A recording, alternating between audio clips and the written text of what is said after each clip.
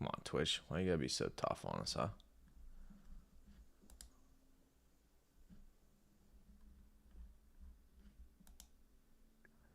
All right.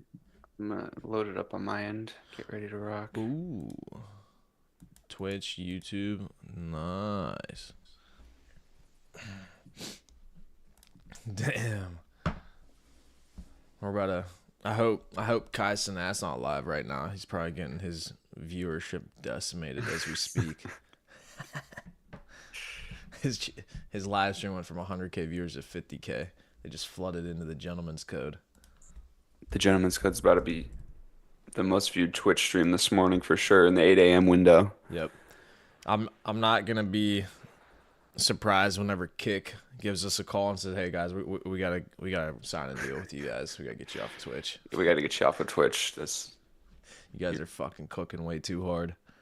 Damn, look at that. So I just sent a chat in for Twitch and YouTube. It popped in. yeah. Beautiful. Wow. Technology. And you know Outrageous. what? I've been watching the market professionals on X, and X now is a chat feature too. So I wonder if you're gonna start seeing some X chats rolling through. They it doesn't say it says all and then Twitch YouTube. So I don't have X chat on here, but I noticed that before they didn't have that, and they definitely need to fix that. Yeah, They have yeah. to, yeah. So they do now, beauty. Look, and I even have now on the stream, I got it to show our social media on the live stream. Oh, fire. Oh, beauty. Well, I'm live, baby. You want to Yeah, drop I'm us live in? too. You want to Yeah, drop us in? welcome in everybody. The Gentleman's Code, episode 23. We have a good show planned for you guys today, Wednesday, January 15th. Just a humble plug drop. My birthday's tomorrow, January 16th. So any viewers watching want to send some love, want to send some crypto, the birthday presents are open for taking. So just throwing that out there. But yeah, welcome in everybody. I hope everyone's having a good week, working hard, grinding. You know, that's what we're here doing on Wednesday mornings, getting after it. So, welcome in, Pre. Good morning. Yeah, good morning, Bobby. I mean, that's the thing, hustling 8 a.m. Eastern time.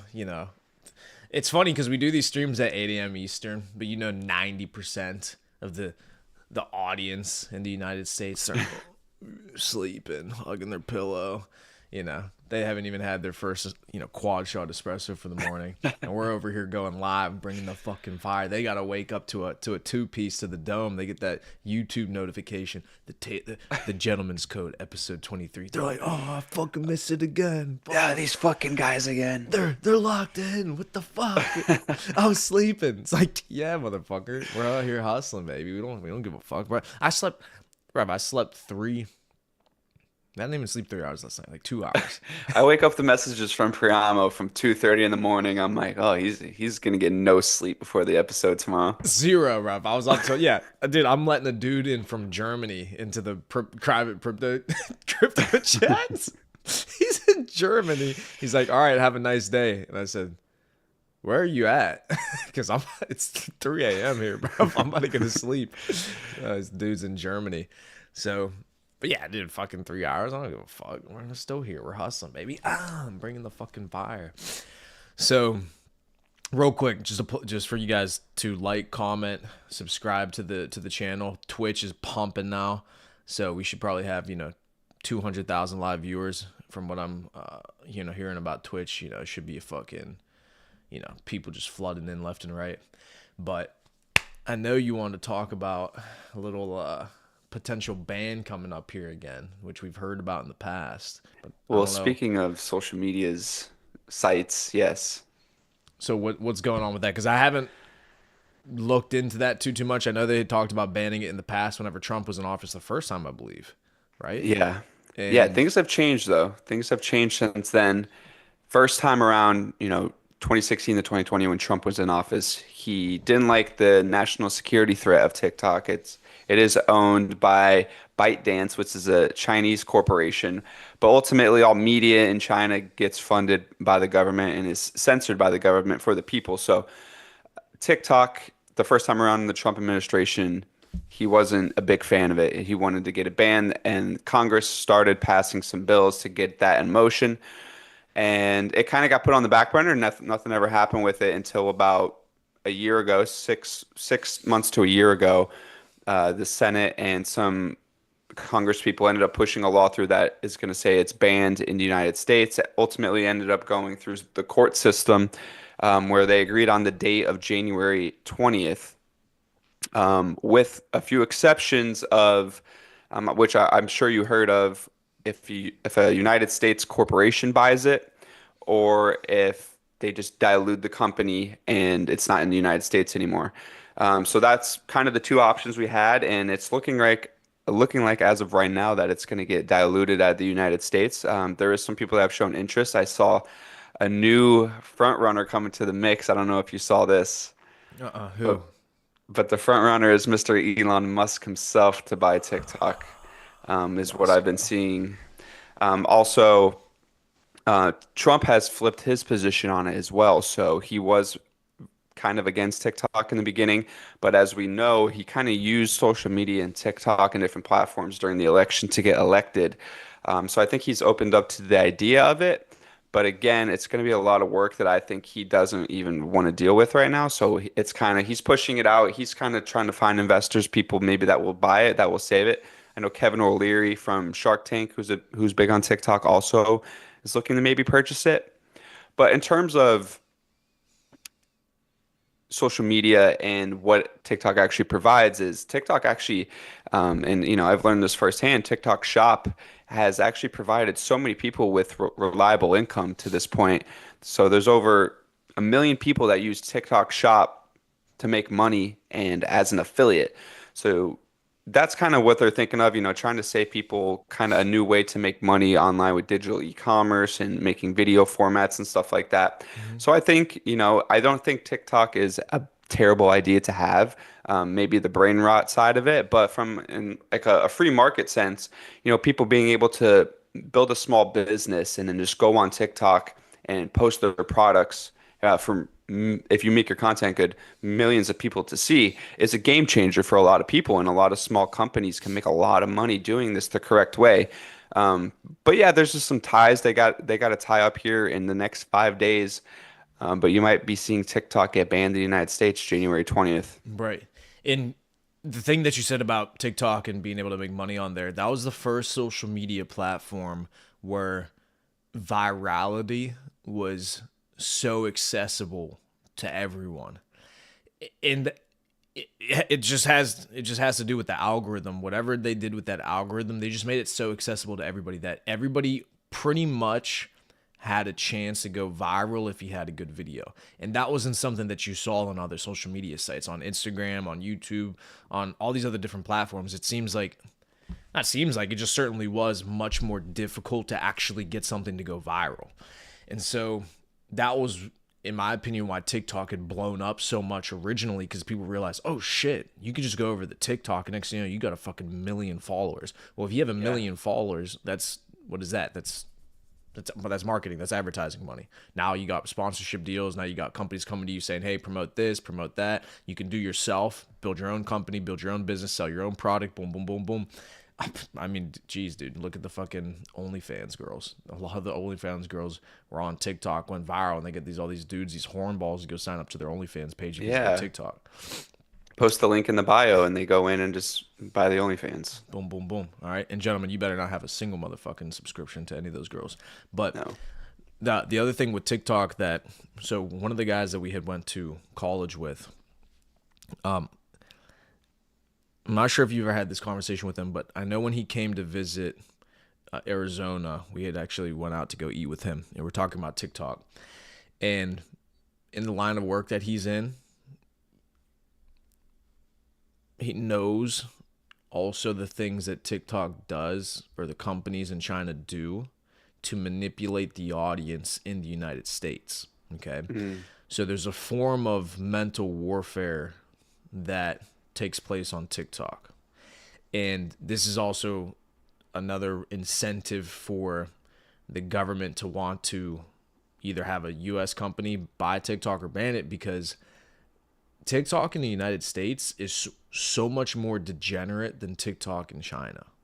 Okay, so TikTok in the United States, is everybody knows, if you're on there, it's fucking brain rot, like Bobby said. It's you're dancing, girls shaking ass, guys doing dumb shit. It's just fucking brain rot, mindless, numb, fucking scrolling, waste of time, waste of energy. That's done by design. And the amount of data farming that happens on TikTok is also by design. It's so egregious, so what's the proper word for it? It's so invasive, the amount of data collection that they do from TikTok, that was a big reason that the US companies wanted to ban it too, or the US government wanted to ban it too, because it was just so outrageous, the things that they were doing to the US consumer base. So I don't know if you've heard that before, but about the mental warfare they try to inflict on the US. Yeah, I mean, it all kind of comes back to the algorithm itself. It's the videos that the algorithm is trained to push out. And like you said, it's going to push out a lot of that degenerate stuff from, nonsense, violence, stupid stuff, girls half naked, whatever it is.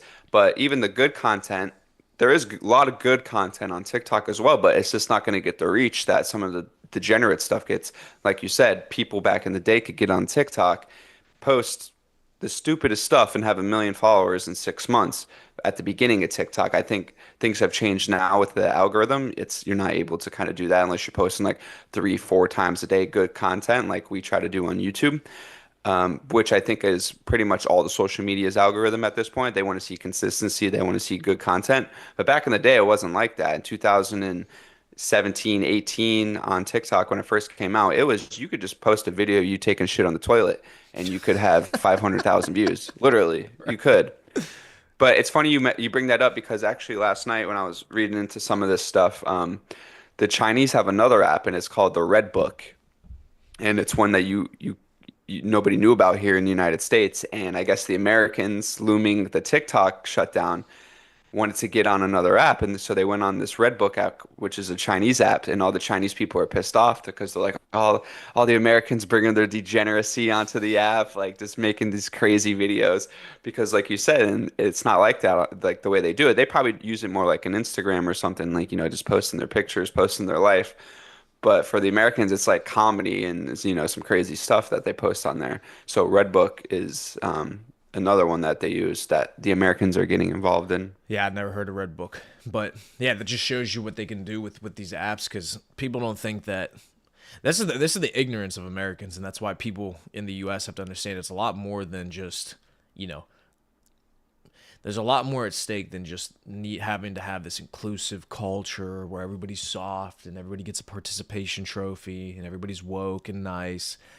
There's a lot more at stake than that, because there are other superpowers in the world who don't give a Frenchman's fuck about the US, okay? And when they see people in the US have this woke mindset, weak mindset, brain rot, everything's a joke, no, nothing's a big deal, they fucking love that.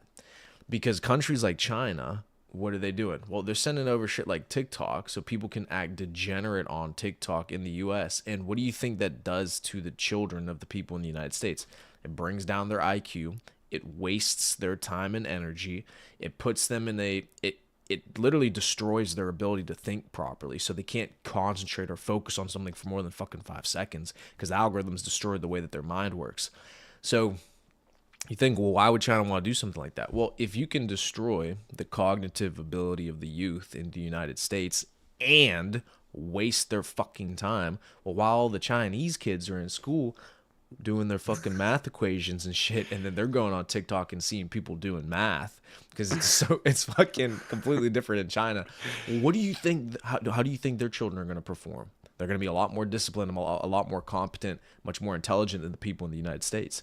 So this is real warfare. Warfare doesn't just involve you going into a country with guns and fucking killing people. Mm-mm. No, there's mental warfare. There's bio warfare. There's electrical warfare. So if they send a fucking EMP and shut down the power grid, like, there are different ways for countries to attack and infiltrate the United States and slowly, over a long enough period of time, dismantle the establishment and erode the ability of the people to basically be educated and continue to innovate and continue to be great. all they have to do is play the long game. You know, they don't have to come in and invade the United States through military force. They can just send us TikTok and all the kids become fucking stupid. Hmm. No, that's a great point, and it's really is. It is the long game because if they know what their long-term plans are and they're sending you TikTok and they're just like, all right, just go crazy on it for the next 20 years, see what happens. I mean, if they have some plan in mind that they're going to lower the IQ of the youth and attention spans and ADHD is on the rise, that's going to be a win in their book. So yeah, I agree definitely that it is a different type of warfare and challenge that we need to come up with. And I think we've seen some things like some states passing laws that you can't be on social media until you're like 14 years old, 16 years old. Florida, I know they just did it here in the last election. We got the vote on that. So there's different things, especially when you're raising your kids too. You can't raise your kids on an iPad. You can't raise your kids, just give them the iPad, let them go crazy on it, scrolling TikTok while they're young. It's those are super developmental years that you don't get back. So it's super. I mean, when we were kids, I was outside all the time. I'd come home from second grade, third grade, and I'd go on my pedal bike until the sun went down, and I came home, and then that was my afternoon. I didn't have a phone then, and I didn't want to be inside on the computer really. I was outside. I was on my bike, just doing shit, playing in the woods. And then when it came home at night, maybe I'd jump on the Xbox when I was young and get some screen time, play some video games. But I was young. I was a kid. So as you get older and as your kids develop from 8, 9, 10 into the teenage years is when I think it's super critical to really monitor them online, impose of like especially Instagram and stuff like self-image is so important. So I just think social media is very got to be on the front of everyone's mind, especially for younger kids that for people that have kids that are going to be growing up. For us as well, like people our age, it's just don't waste time on social media. If you're going to use it as a tool that can make you more money, or that could make your brand, your image greater, as opposed to doing a lot of nonsense on there, doom scrolling, Think as the kids say. think about the tragedy of that. How everything we used to do as kids was outside. Because I remember that because I have two younger brothers who are considerably younger than me. So there was certainly a gap in the generation in terms of what they did compared to what I did. Every fucking day after school, what would I look at forward to? Grab the hockey stick, get the hockey net, boom, fucking street hockey with all the kids in the neighborhood. Street hockey used to be the shit, bruv. Mm-hmm. Every day out on the street, fucking playing street hockey, and but to the point where I was taking the shit serious. I'm fucking buying my own stick, dude. I got my own balls. I got the fucking net in the basement so I can practice. Dude, I was taking that shit serious, and it was every single day. And dude, the fucking stories you have from growing up playing outside, fucking around with the hometown kids, dude, like that's the best. Now, in my neighborhood that I grew up in, other neighborhoods that I've now had houses in, etc., I don't ever see that shit. Like, rarely do I see kids out there fucking around, even just beating each other up, bro. At least go outside and beat each other up. Like, you know what I'm saying? Like, just fucking do something, bro. Call each other Yeah, names, call each go other punch the gay. neighbor kid or something. Yeah, dude, go fucking, get all the neighbors and call them gay or something, dude. Just fucking, like, do something, bro. And, but nobody does that anymore. They just sit inside and they fucking, I mean, listen, we get screen time too. Absolutely, 100%. But when you're a kid, the parents that have their kids on the fucking iPad because they have no control, no ability to discipline their children is outrageous to me. And I don't care what anybody says. Oh, well, you don't know what it's like. No, motherfucker.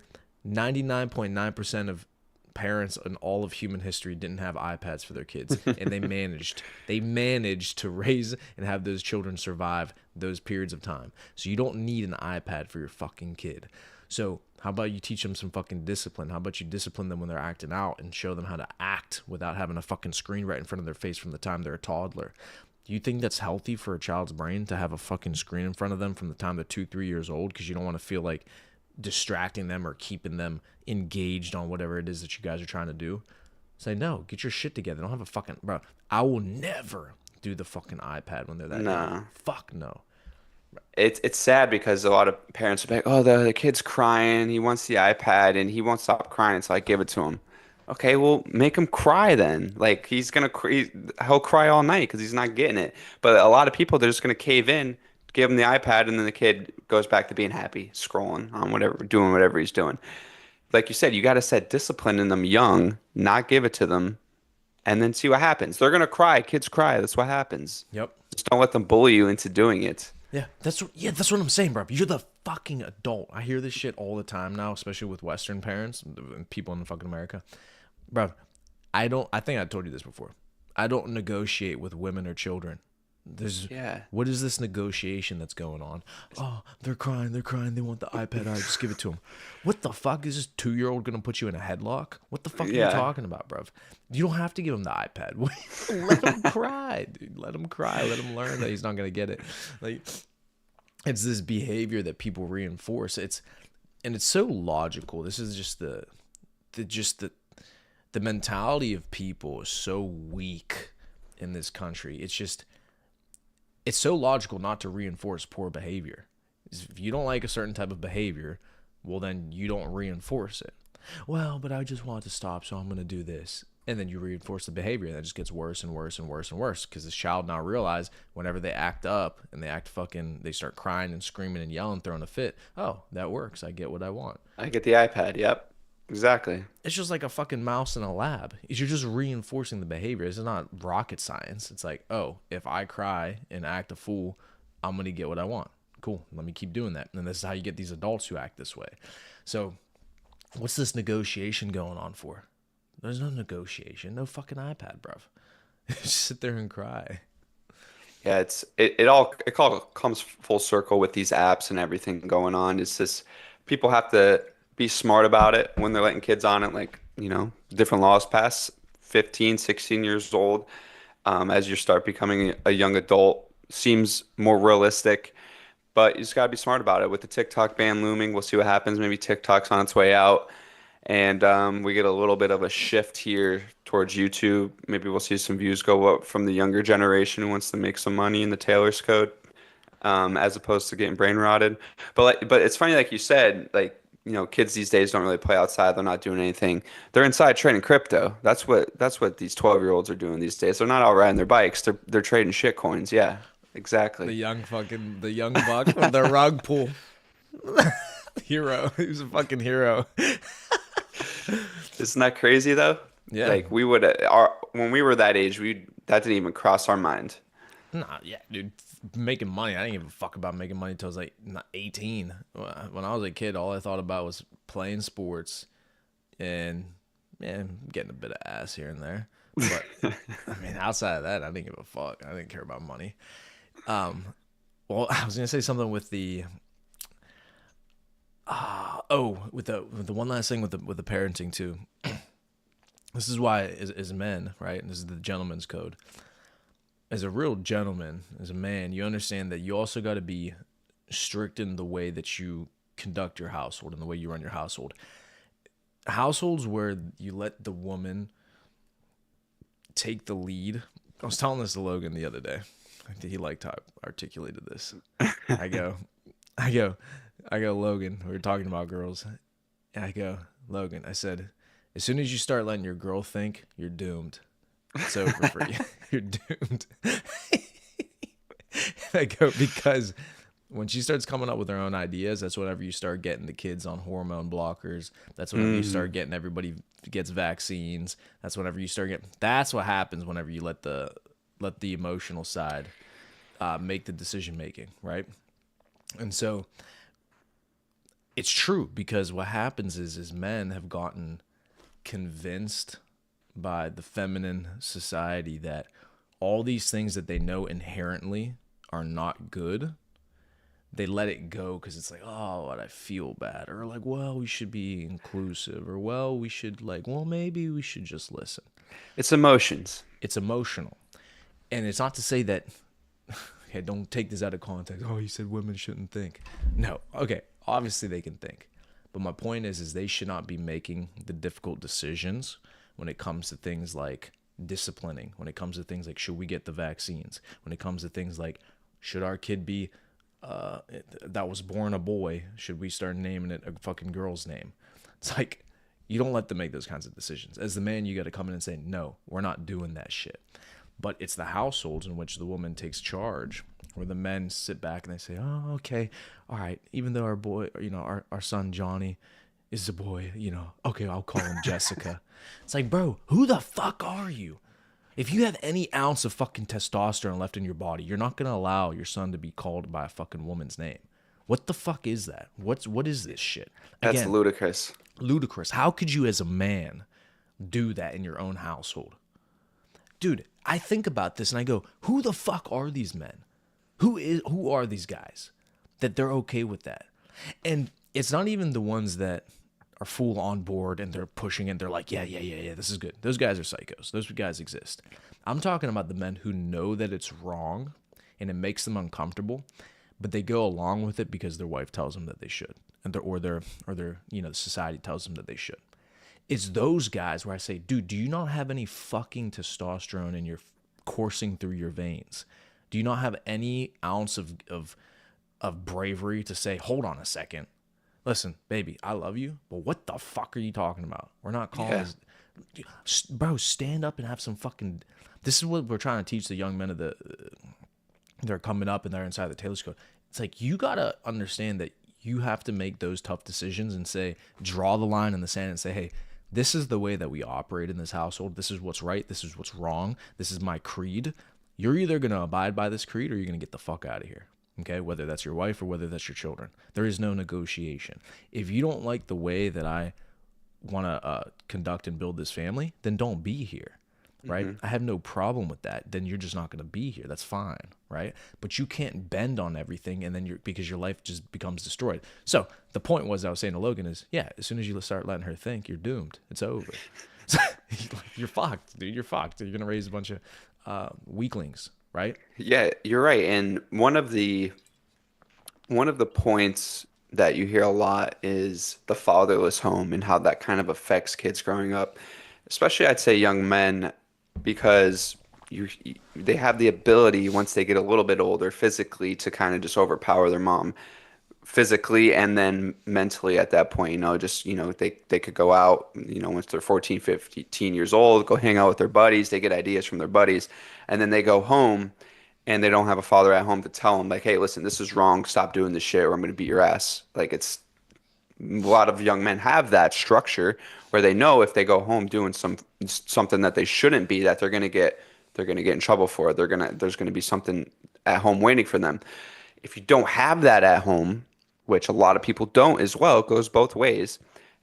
You're a little more open to being maybe radical in terms of, like you said, the your son wants to be a girl. You're going to be more open to the idea of it because just you never had that someone telling you no when you grew up. So you're going to pass that along to your kid, not going to say no.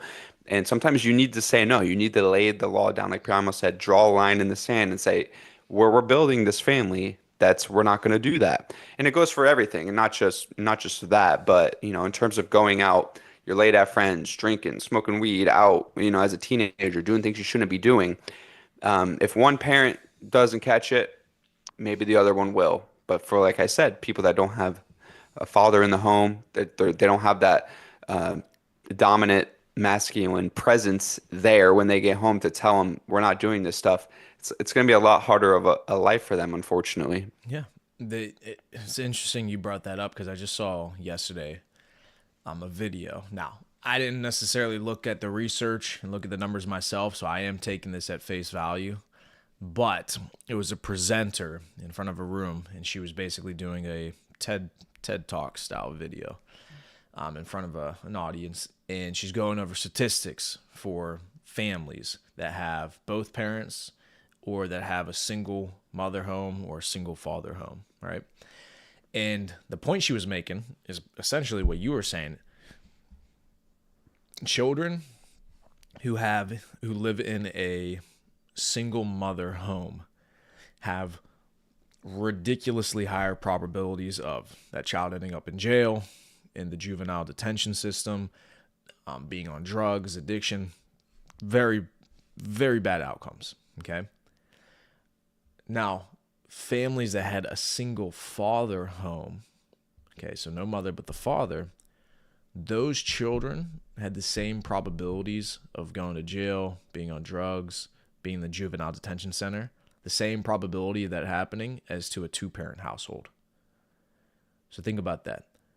If it was a single father household or both parents were there, the probabilities of those things happening were the same. It was whenever it was only in a single mother household in which all of those numbers had gone way up with those bad outcomes. Why is that? Well, what you were just saying, Bobby, because the father can still discipline and teach the children from right from wrong. Now they're still missing that mother relationship, that feminine figure in the home, which is incredibly important. Don't get me wrong. I believe Yeah, that's a 1000% different. Yeah, that's different. different. But the point is that the man needs to be there to discipline, right? If he's not there to discipline, this is when the society starts to erode, and you see that just on the family level. When the father's not there, the children become degenerate, right? There's no discipline, there's no standard, there's no moral belief system. They can just get away with whatever they want. So you see this. This is the exact, personification of what we were just talking about with just not having a father in the home, right? So, what do you notice though about single mother households that are successful? The mother's always really strong. Like if their children are successful, maybe and they go on to be NFL stars, they come from a single mother household. The mother's always kind of masculine, lays down the law, has it her way.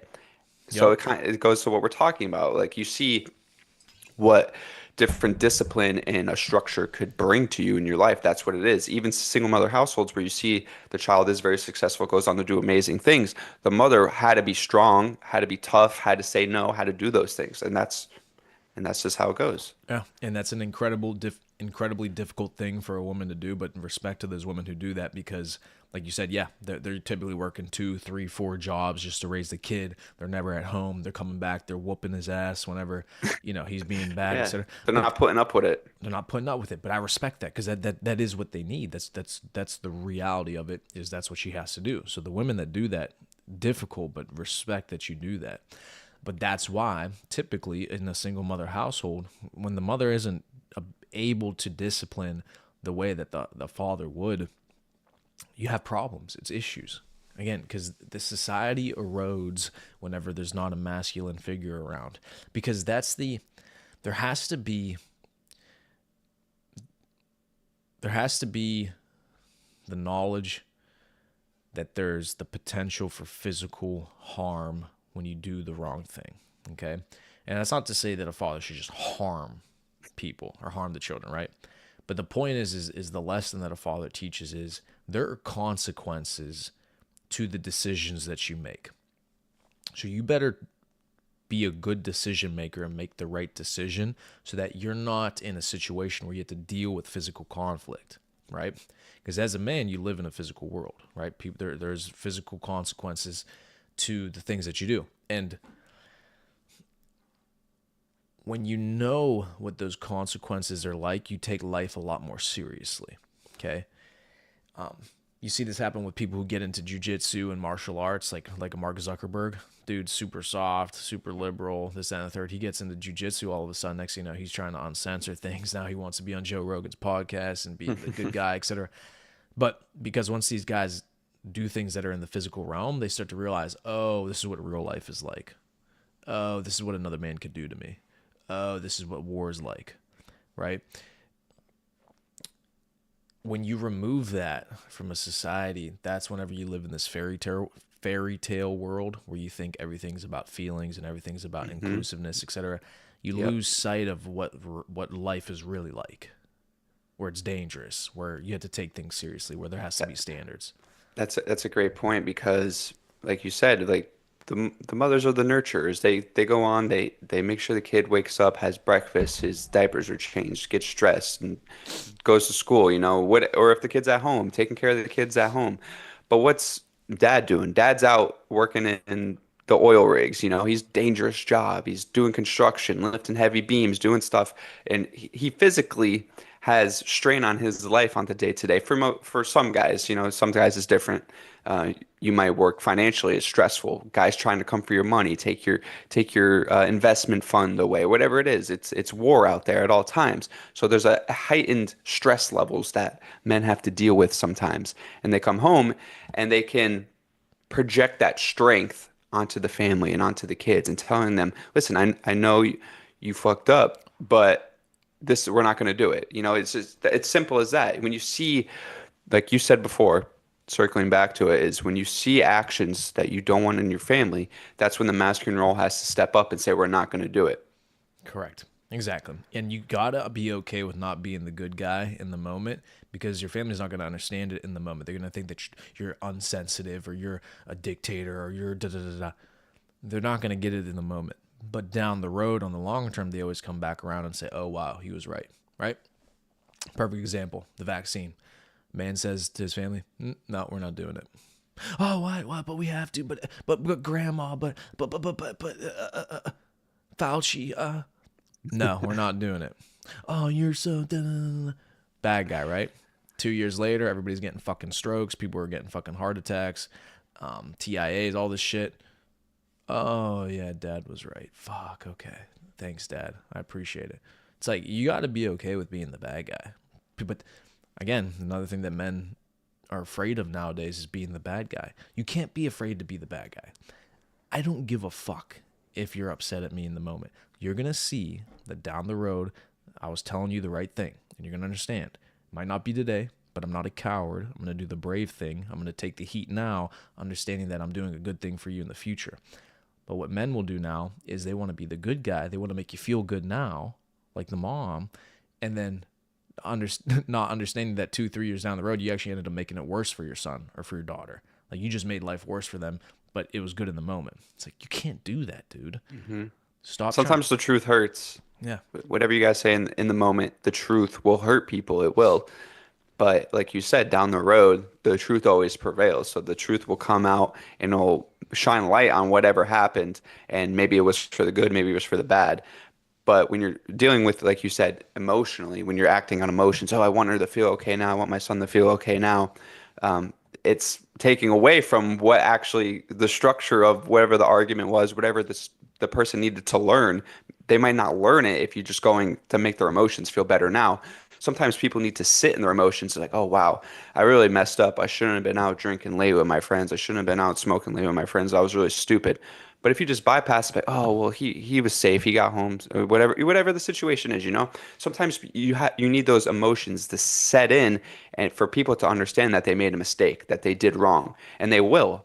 Everybody always will. It's just you have to give people time and not budge off of your position. Yeah, and you have to. People need feedback. Everybody's so afraid to give feedback, but this is why nobody gets better, nobody changes, is because nobody's giving feedback. Again, like you said, the truth's gonna hurt, but if you want somebody to change or you want anything to change, you need to give feedback so that they're aware of what's going on, so they can be reflective and say, "Oh shit, okay, yeah, I didn't even think of it like that, but yeah, you're probably right. All right, let me fix that." See, nobody wants to give feedback, so nothing gets better. Everything stays the same. Everything becomes more degenerate, and then you let these obscene ideas start to fester in this country and then grow. And next thing you know, you got this whole fucking movement going on where you're like, "Oh fuck, how the fuck did we get here?" It's because nobody stopped and said, "You know what? That's kind of stupid. We should probably not do that." No, nobody's giving feedback. Nobody's giving pushback. They're like, "Oh yeah, that's fine. That's fine. That's fine. That's fine. That's fine." No, it's not fine, bro. You gotta fucking say something. Say no, that's bullshit. So, okay. Ed, any other points you want to make on that? No, that's good. That was a good conversation. Just teen tips for the future generation of parents like us that will be going through it in the next 10 to 15 years. Yeah.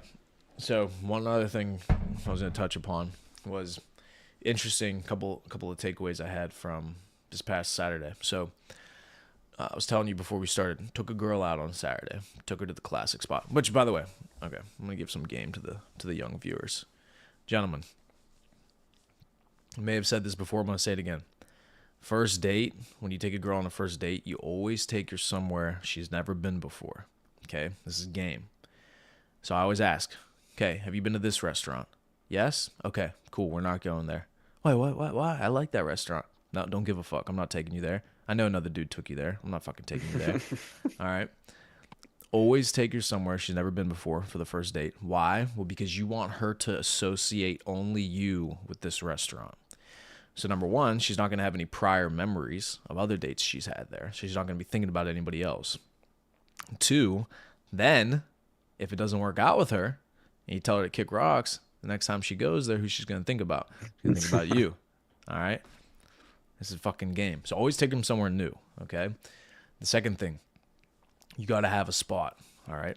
You gotta have a spot where you know the owner, where you're friends with the waiters, where they, you tip really well, you have a relationship, you have rapport with them, so that when you walk in, you're the fucking big dog.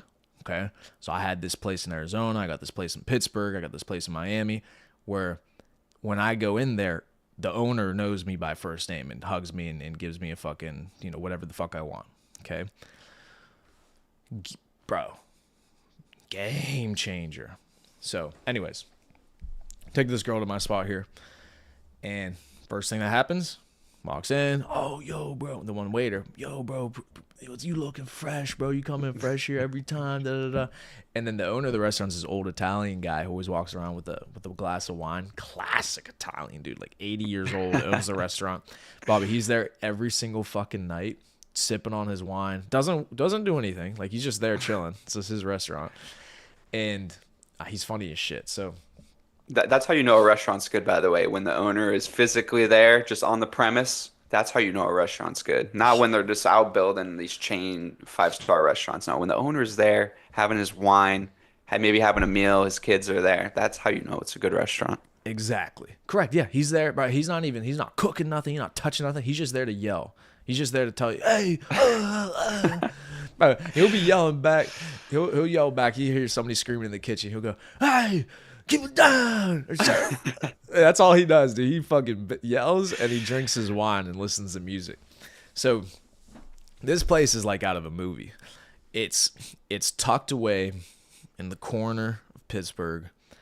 You got to walk down this little staircase down into the street level, and then you take these stairs down into the street, below a building, and then you got this little restaurant tucked away underneath. Old school Italian, owners there all the time, like we were just talking about. Everybody knows each other. And he has his one buddy. He's a random dude. His friend comes in every evening with the guitar. He'll just start playing for everybody and start singing. Dude, we'll be in there. You're in the middle of fucking eating pasta, and then you'll hear the owner. He'll go, everybody, shut it down or quiet down. He's gonna sing a song for you. And everybody, the whole restaurant, bro, everybody's fucking yapping. Everybody goes quiet. And the next, you got Dean Martin going. He's got Sinatra. He's singing. Dude, it's incredible vibe. So you got this. So anyway, so the vibe is off the charts. This place is just it just feels something out of a movie.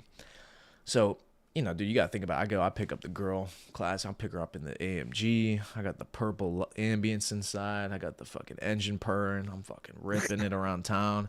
So, they get picked up. I'm taking them to this restaurant. We walk in. She sees me greet the owner. I introduce her to the owner. And this is funny. So this girl, some of the biggest fucking hoochies I've ever seen in my life. Fucking, bro, bangers on her. Bangers. And so the dress she wore was to clearly show off the bangers. I mean, this dress was barely had a top to it. So she's walking around with fucking tits flying everywhere. And I introduced her to the owner, and she goes, "Oh, like, how are you? It's so nice to meet you." He goes, "How am I?" He goes, "A lot better after seeing you, dear." I was like, "Oh, you little fucking hornball." Italian dudes are always so horny. So he was loving the teats. So, all right, we sit down, we get to eating. And of course, she loves me, of course. It's just, that's a given. But what's so interesting, this is what men have to be cognizant of, because this is going to wrap into the point we were making about running in the house the way you got to run the house.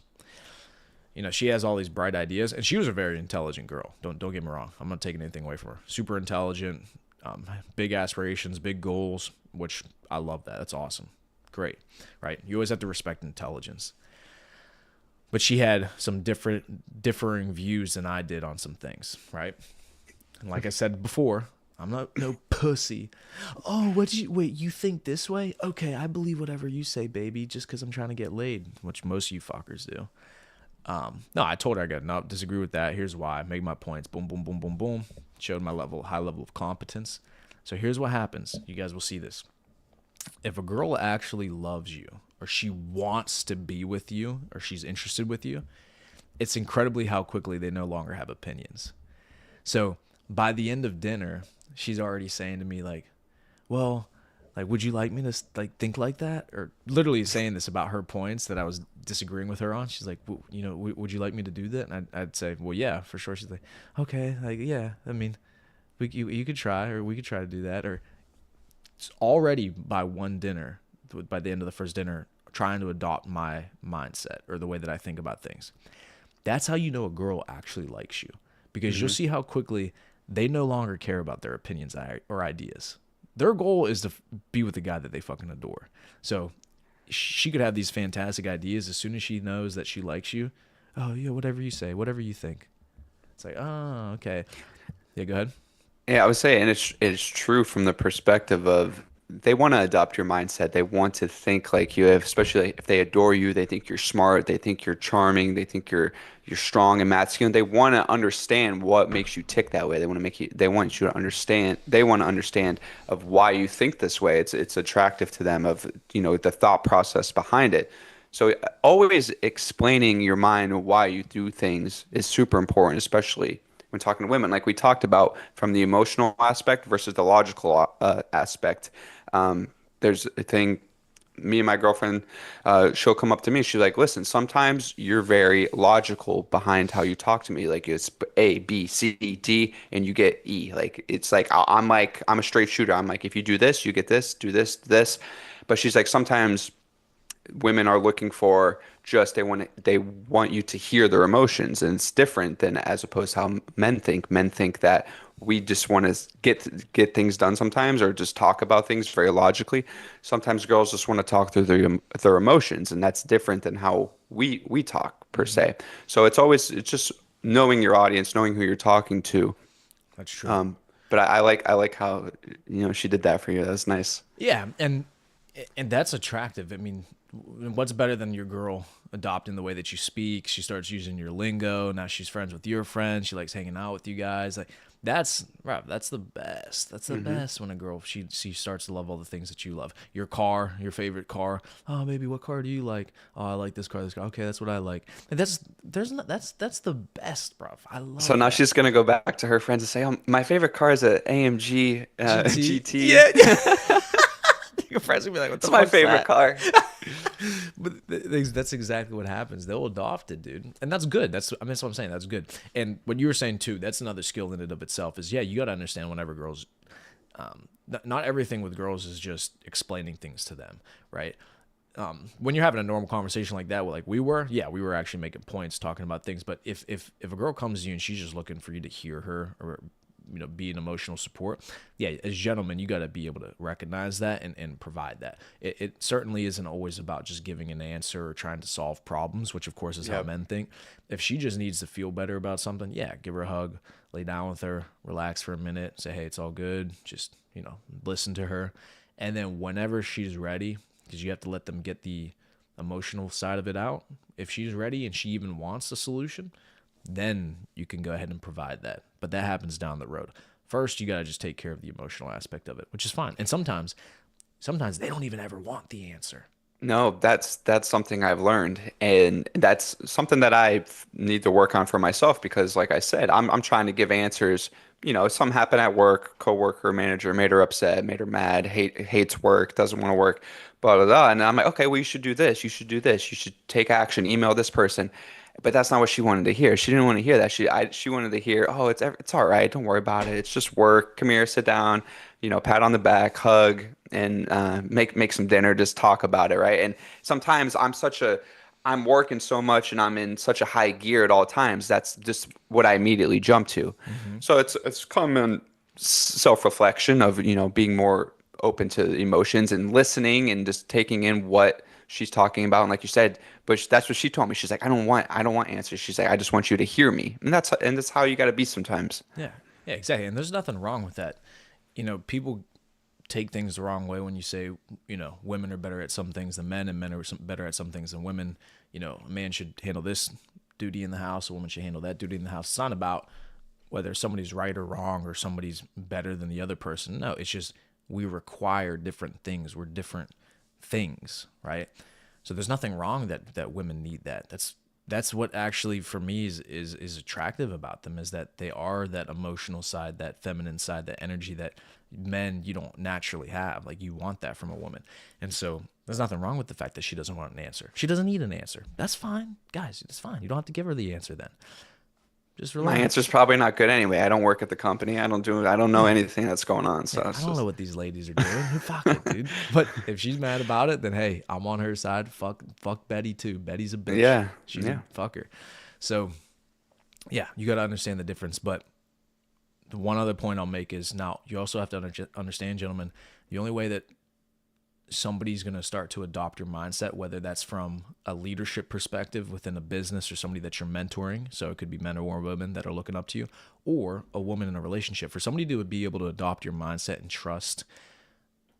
the trust the conclusions that you've come to, and that you've come to them with a high level of intelligence and a lot of experience, you have to be a competent individual. They have to look at you as somebody who is trustworthy in that decision making. They got to look at you and say, okay, I believe that this person knows more than me. They're in a better position to make this decision or conclusion than I am. I'm going to trust their decision making. So you're not going to get that reaction from a girl that you're dating that I got just after that one date if they don't look at you as somebody who's competent, if you don't speak well, if you're not doing well, if you're not successful.